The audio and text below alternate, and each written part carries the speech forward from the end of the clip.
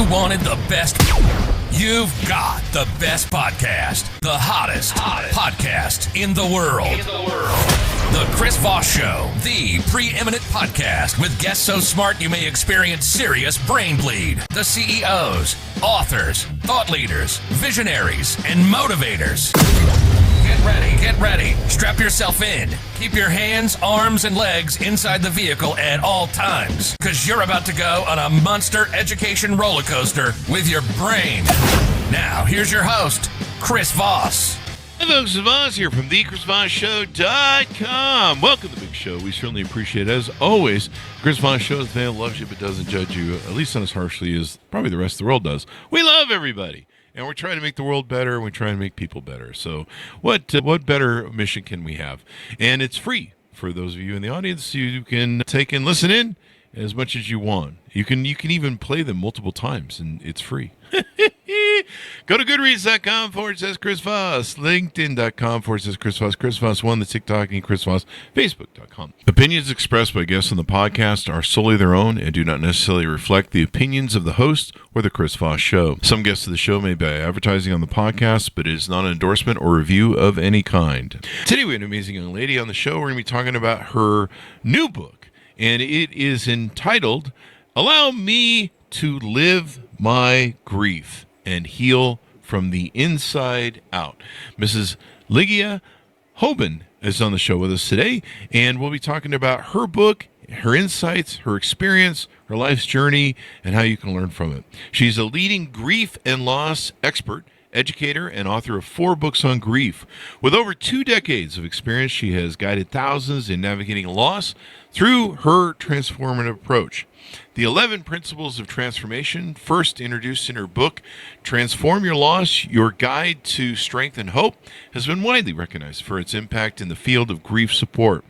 This methodology was presented to mental health professionals in the seminar Transforming Grief and Loss in over 100 cities nationwide. Her work bridges cultural and emotional understanding, notably reflected in her book, Counseling Hispanics Through Loss, Grief, and Bereavement. She's been featured on CNN, Espanol, Univision, CBS, NPR. Her latest book is Heal from the Outside, is a heartfelt tribute to her centenarian mother. Wow. 100 years. You gotta love it. She seeks to validate and accompany grievers through this deeply personal book and offers powerful strategies and tools to support the healing journey. Welcome to the show. How are you? Thank you so much, Chris. I am so honored to be in your show. Thank you for this opportunity. And we're honored to have you. Give us your .coms. How can people find you on the interwebs? Yes, it's my name and last name. I'm going to spell it out. It's LIGIAHOUB as in boy, EN.com.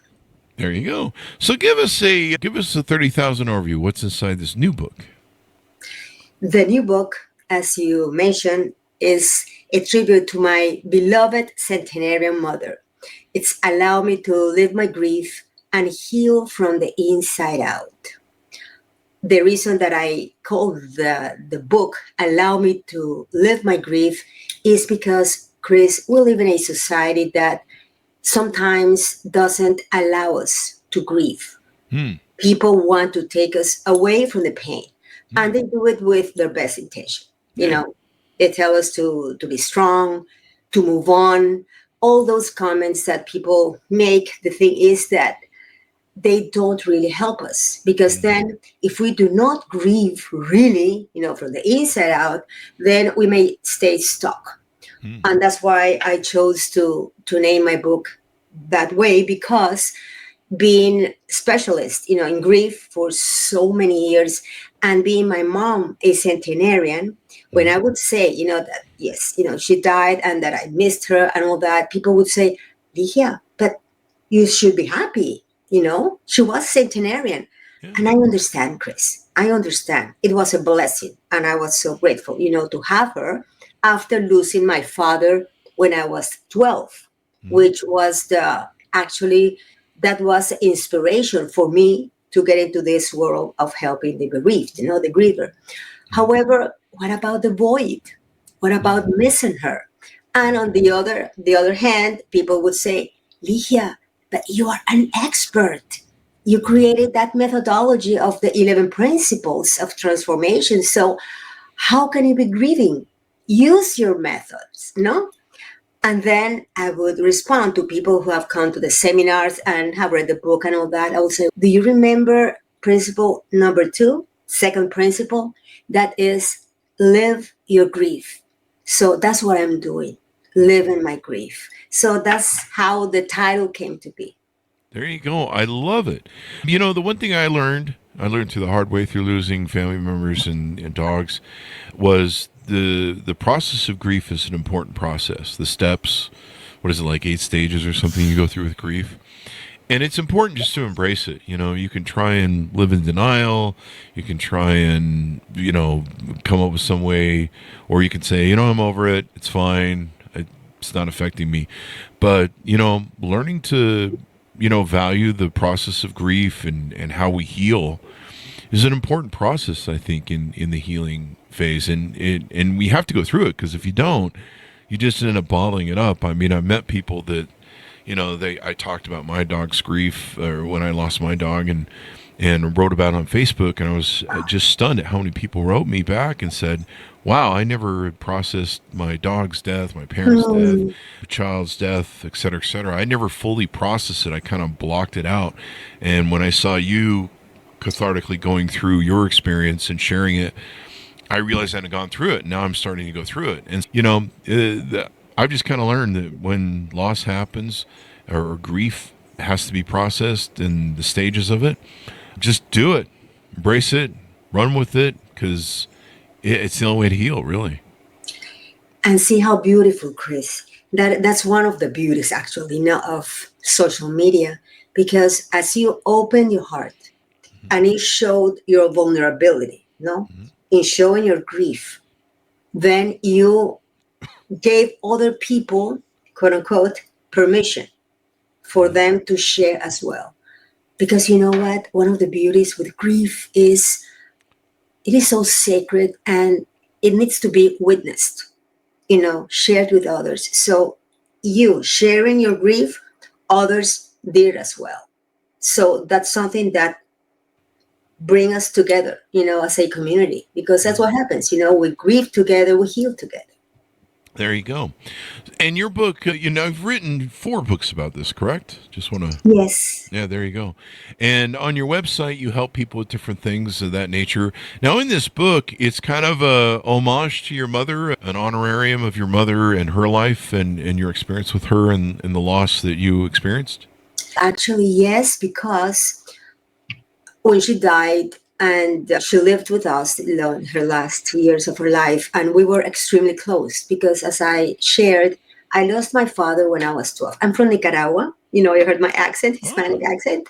Yes. And I'm from Nicaragua, living in Miami. And when I was 12, I was living in Nicaragua. My father died suddenly. It was, sudden death. And I'm the youngest of 3 women.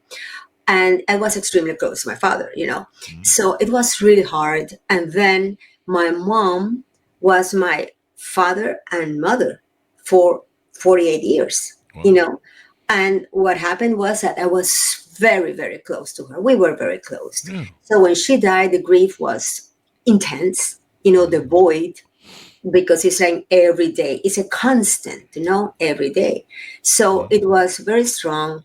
And it's when I decided, and I have kept like a journal, throughout the process. She was old and all that. So writing on a journal. So I put together my thoughts, my feelings, my emotions. And I wanted to share with the world that even if I have, if I'm a thanatologist and have devoted my life to help the griever, I am human. And I have my emotions. I wanted to be raw, open to people. Yes, I am grieving, and that's okay. So I shared, the beginnings, how it was and all that. And at the same time, the way I did it, I wrote with my heart, Chris. I did with my heart, and a lot of love, and it intertwined. I share with the reader tips, suggestions. Because when I say allow me to live my grief, it doesn't mean allow me to stay stuck in grief, right? Yeah. It's no, let's live, let's do this together. You're reading this and it's like I'm talking to you. And that's what I've heard. And I'm so grateful with people that they say, they send you the text and all those things. No, say, yeah, I feel if you're talking to me. Because the book, I wrote it first in Spanish, 2022, and the one in English came last year. And I also did the audiobook in Spanish. I narrated it last year. And it was a beautiful thing because it's like I'm talking to the person, no? So that was the reason, to share my story, present myself raw as human, because I believe in humanity. I believe in being vulnerable. For me, being vulnerable is not a weakness. It's a strength if you can share with others, no? And also I give a lot of tools, a lot of strategies, how to cope with grief, how to transform it even, and then how to continue honoring your loved one. Ah. Yeah. Can you tease out one of the strategies? People need to buy the book to get, of course, the details. But can you tease out to us maybe one or two strategies that you recommend in the book? One of the things that I feel helps a lot is writing. It's writing down how you feel. Being this, either keeping a journal. Do you journal by any chance, Chris? I kind of use Facebook as a journal. I talk about some of the things I think, and so kind of. Awesome. Yes, absolutely. And, doing some journaling, you can write letters to your loved one. One technique, actually, which is extremely, extremely powerful is, and I learned this at the university, actually, is when you write a letter to your loved one, and then you write another letter, like if your loved one responded back to you. We do that, like when I told you, that I learned this at the university. I studied at the University of Miami. I studied psychology. It was interesting because we did a technique called Gestalt. It's the empty chair. I don't know. Have you ever heard about that? No, tell us about that. Super interesting because there are two chairs, and it's interesting that the professor said, okay, who wants, volunteers? I'm going to show this. And I volunteered. No, okay. I went there. I didn't know what I was going to do because what he did was, okay, you sit in on one chair, and then to the empty chair, imagine that, there's someone that you have an unfinished business, maybe, lost loved one, someone that you want to say something. And of course, I thought about my father because my father died here in Miami and I was living in Nicaragua. It was a sudden death, as I said. So that was so powerful. It was extremely strong. But then when you do that, then you change the seat and you go to the other seat, like if you are your loved one or the person, that you were talking to before, that person responds to you. Wow. So very, very powerful. And I always suggest, if people are going to do that, always, with a professional, a therapist, a coach, because people can get very emotional, but it is a very powerful technique. So it's very similar to the one with letters, writing and responding. Now, you can also, I work a lot with our thoughts, to pay attention to our thoughts, because the griever, it's very common that we go to all the what ifs. What if, this, and what if that? And we go to all the things we didn't do. And then that feeling of guilt arises, and to pay attention to our thoughts. Because based on how we think, we feel. And based on how we feel, we act. So as we change our thoughts, we can change how we feel. So I suggest, I give a lot of, prompts in the book, but I say a lot this: we can move from a place of suffering to a place of honoring with love. So it's a shift in the mindset. No, it's a shift. And at the beginning, it can be challenging, of course. However, we can practice it, and we can even become a master, in doing that. There you go. I've shared over the years my stories of loss. I've lost a couple dogs since my first one. But yeah, I remember writing I was a bit half bottle in vodka and was pouring out my feelings over the loss of my dog, that it just kind of happened just instantly within 30 minutes and she was gone.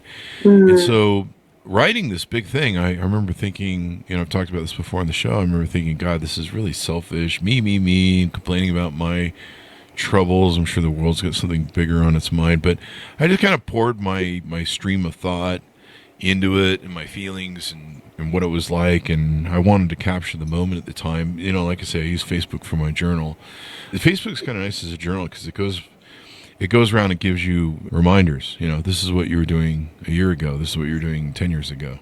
Yes. It's kind of handy that way. It's kind of like a journal that reminds you of what you were thinking in the past. And then it has pictures and videos. I know. But so you help people now deal with this. You've written 4 books on loss and grief and things. Tell us about some of the offerings you have on your website. I see there's the grief program, which is the 11 principles of transformation, and some other things here. Talk to us about some of those offerings. Yes, and the 11 principles, and I'll tell you how they came to be. The first book I wrote on grief, it's Transform Your Loss, Your Guide to Strength and Hope. Mm-hmm. And when I was writing that, I'm talking about what's dedicated to my father's memory. And it's, what losses are, because, and I learned that from people, because when I would say, I work with people going through loss, they would assume that it was only the bereaved, only when we lose a loved one. But we go through so many losses, Chris. Oh, yeah. So many losses, loss of health, loss of a job, divorce, a breakup, loss of homeland for us Hispanics, moving, downsizing. I mean, there's so many types of losses, no? So I wrote that book and I talk about what losses are, how grief is manifested, because it doesn't manifest only through our emotions, through being sad or angry or guilty. No, but it can also be manifested physically, with migraines, insomnia, overeating, not eating, all those things, stomachache, backache at times. And socially, we may get isolated. We don't want to see people. On the other hand, we may be just all and about, going out. You cannot be at home because you feel lonely. Or also the spiritual aspect, and I don't say it religious aspect. I say it spiritual, because you can be spiritual without being religious. Yep. And on top, if you are religious, then you are spiritual as well. And the thing is that spirituality is very broad, and I talk about, the ability to find meaning, the ability to keep hope. All those things are spiritual. Now, when I was writing that book, and it has 60 real stories of losses, the book, half of them, 30 about the loss of a loved one, but then the other ones, as I said, different ones, including the loss of an animal companion, as you said, with your, beloved dog. So what happened was that I said, but I want to give something to the reader. I want to give something. And that's when I came to create the methodology of the 11 principles. Mm-hmm. And I just started writing, Chris, writing, and I stopped. And I'm like, there were 11. For me, because you know how it is, when we find meaning that is unique to you, things that happen.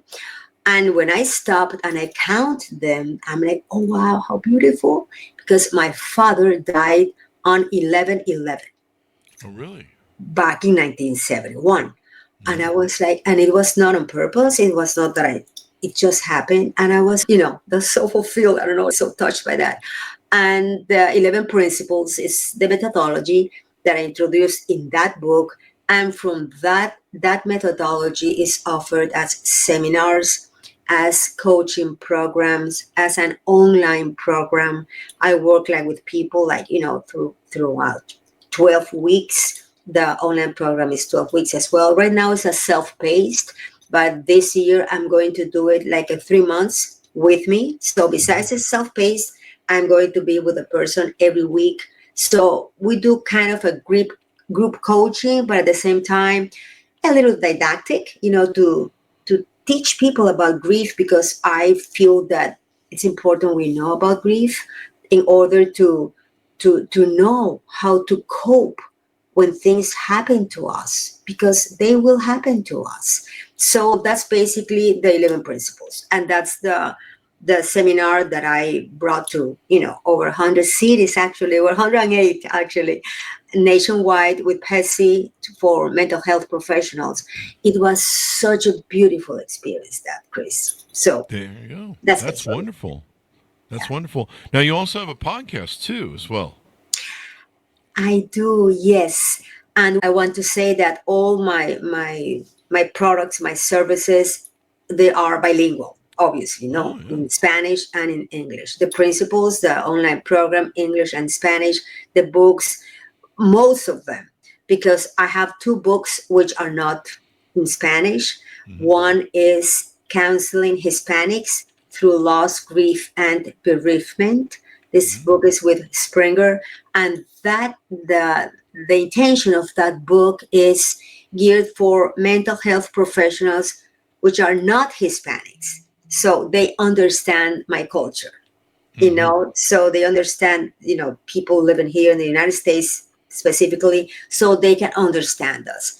And the other one is a workbook that was born out of the seminar. When I was doing the seminar with PESI, they came to watch me, doing the seminar and all that, and they liked it a lot. And they proposed to me if I wanted to create a workbook on the principles with a lot of activities for each principle. So I wrote it. That has been received also. So those 2 books are only in English. But Transform Your Loss and Allow Me to Live My Grief, those 2, which are self-help basically, are also in Spanish. There you go. Yeah. So multilingual, everybody can get in on the action and the knowledge and how to deal with all this stuff. Now you also do some speaking as well, and coaching for meditation, hypnosis, life transitions, grief coaching, grieving employees. I mean, imagine that's probably important for if I've had companies where someone died and everyone's grieving there, different losses, divorce, identity, aging parents, inner self. Talk to us about some of these coaching offerings you have. Okay. And I didn't respond before. I'm sorry, because I went into the bilingual thing about the podcast you asked me, because the podcast is bilingual also. And it's called Transforming Grief, in Spanish, Transformando el Duelo. So it's the same message, and it's audio right now. It's not a video yet, but it's like short messages, Chris, between, let's say, 8 to 15 minutes, to the point. So every week I upload, an episode to the point. And last week was my 100th episode. Oh, congratulations. Yes. Thank you. I was so people excited. Don't make it. I mean, 99% of podcasts never make it to that far. Oh, wow. I was so excited with it. And so it's, to the point, and you can see the titles, different aspects of grief, no? So people can choose, I may want to listen to this, so that's why I chose it, I chose to do it like that. Now, when you talk about the other aspects of my services, aging parents, older adults are my passion. I love them. I am a gerontologist. Yes, that's a study of aging. Okay. And I did a program on that at the university as well. And I believe that can be a loss, of course, the loss of youth, the process itself. It depends how we take it. It depends if we continue finding meaning as we age, finding new purposes. That's very important. And when we talk about taking care of our aging parents, that is a transition, Chris. That is, as you may know, I don't know your story, but as you may know, and it is a transition. And I love to guide adult children in that transition, having had the experience, of course, not only professionally, that I studied that and I worked with older adults in adult daycare centers and all that. No, I took care of my mom. I bring a lot of my personal story in my work to my work. And so I believe that's extremely important, to talk about that transition, including including moving them, from their home that maybe they lived for 50 years. Now they need to move them either to a small apartment, smaller, or to an ALF, sometimes a nursing home, how that transition is for the children, how it's for the older adults. It depends how we take it, how we handle it. It can make a huge difference. So that's something that is very close to my heart, to help people in that transition, and also the changes. Something that I used to give talks about, not lately, but I used to before, like maybe 10 years ago, on Alzheimer's. Alzheimer's and spirituality, because cognitively they're not there. That's a loss. For children, that's a huge loss, because that is a type of loss we call ambiguous. It is ambiguous because the person physically is still with us. However, cognitively, they're not there. So that can be a very strong loss. So all these things, I do it with my heart. Yeah. There you go. And you help other people and get it done. So anything more we need to cover before we go out? Did we get everything covered? Yes, and you mentioned that I do meditation, I do hypnosis, I am a hypnotherapist, and I teach meditation. I believe that those are techniques, practices that can help us a lot. Meditation helps us, to be mindful, to connect, to slow down, to get centered. I believe it helps us a lot. And when we talk about mindfulness, actually, there's a beautiful book, and I know the author, he's awesome. The book is called Grieving Mindfully. So we go mindfully to our grieving process. We don't rush it. We stay present, When we do meditation, I do it on different topics, from being grateful to forgiveness to healing, all those things. And hypnosis, it's a beautiful, beautiful tool, technique to help people heal, to help people achieve things they want to achieve. Because it's not that you make them forget. Sometimes people say, "No, Ligia, please help me to forget this. I cannot delete. I wish I did. I cannot." We can reframe it. We can see it under a different light. Yeah. There you go. So as we go out, give people a pitch to have them pick up your book, onboard, how to reach out to you, find out more, handshake with you on your website, over email or phone calls, and .coms, where you want people to find you on the interwebs.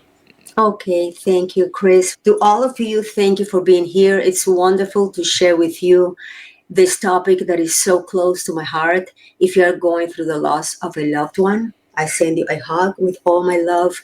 And remember that your loved one continues living in your heart, because love is eternal. And I share my message in different platforms. I am on Instagram, Ligia_Houben. On Facebook, I have a page. I'm also on LinkedIn, TikTok, and in Twitter, not much, but I am there a little bit now. It's X. But I have my website, LigiaHouben.com. I have a YouTube channel as well. And my phone number is 305-299-5370. Thank you for that, Chris, for that opportunity. Thank you, and thanks for coming on the show and, letting people know you got to deal with these grief things. It's so important, because if you don't, you're gonna carry that a long ways, as I think the Beatles said. You carry that weight a long ways. Anyway, guys, thank you for coming on the show. We really appreciate it, Ms. Houben, and thank you. And thanks, Monis, for tuning in. Go to goodreads.com/Chris Voss, LinkedIn.com/Chris Voss, Chris Voss 1 on the TikTok and all those crazy places on the internet. Be good to each other. Stay safe. And I'll see you guys next time. And that should have a